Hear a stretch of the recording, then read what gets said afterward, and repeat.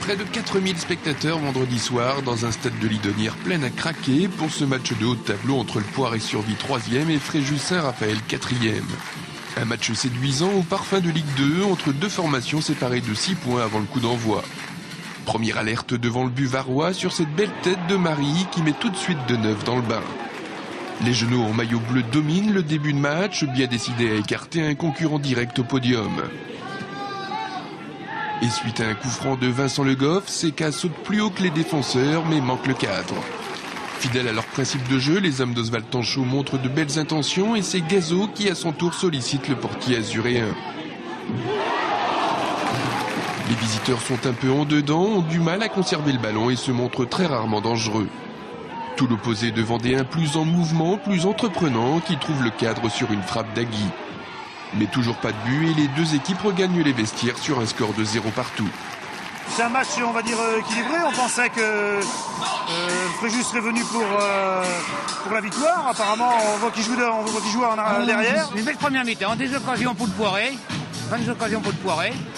Il joue dur un peu quand même. Le Poiré a dominé, mais n'a pas réussi à concrétiser les quelques occasions qu'ils ont eues. C'est dommage. Ils ont poussé. Et Fréjus, il les attend. Il joue en contre. On voit un très bon match. Un match très fermé. De deux bonnes équipes. Maintenant, il faut attendre. J'espère qu'on va voir une bonne deuxième mi-temps. Peut-être avec un but pour le Poiré, qui nous ferait du bien pour la montée à venir. Très bonne période du Poiré. Ils n'ont pas eu de chance. Il y a un très bon goal en face. Mais à mon avis, on va gagner en deuxième mi-temps. Dès la reprise, le Poiré repart à l'attaque et suite à un beau mouvement collectif côté gauche, Das Neves tente sa chance des 25 mètres et oblige Deneuve à une superbe parade. Mais au fil des minutes, le jeu s'équilibre, les étoilistes bien en place et solides défensivement parviennent à contrecarrer les assauts Genoux. Ils tiennent mieux le ballon sans pour autant se créer d'occasions franches. À l'heure de jeu, Kevin Lefebvre reprend un centre de la tête mais pas de danger pour le gardien de Fréjus. De l'autre côté, la tête d'Enani aurait pu faire mouche devant la cage de Mathieu Pichot. La fin de match est à l'avantage des partenaires d'Héloïse qui contrôlent le jeu mais sans trouver ce petit brin de réussite. Les joueurs de Fréjus de plus en plus émoussés terminent même à 10 suite à ce méchant tacle de Keïta.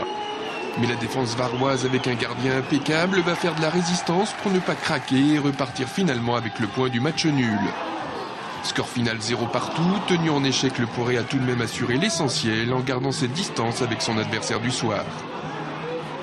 J'ai pas du tout senti une équipe inhibée ni bloquée par le résultat et l'enjeu. Au contraire, j'ai trouvé qu'on a retrouvé beaucoup de fraîcheur physique. Voilà, c'est le match qui pour moi marque un net regain de forme.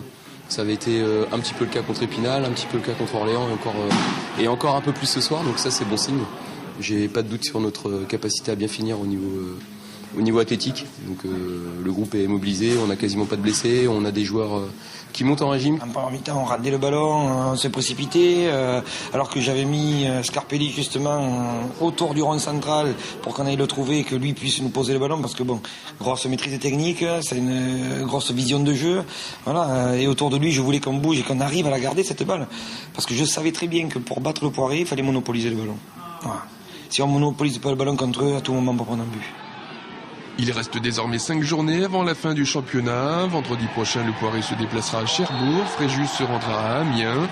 Fréjus qui jouera son match en retard le 30 avril face à Rouen. Bref, rien n'est encore joué dans ce sprint final pour la montée en Ligue 2. Avantage cependant aux Genoux, toujours solidement accrochés à cette 3e place.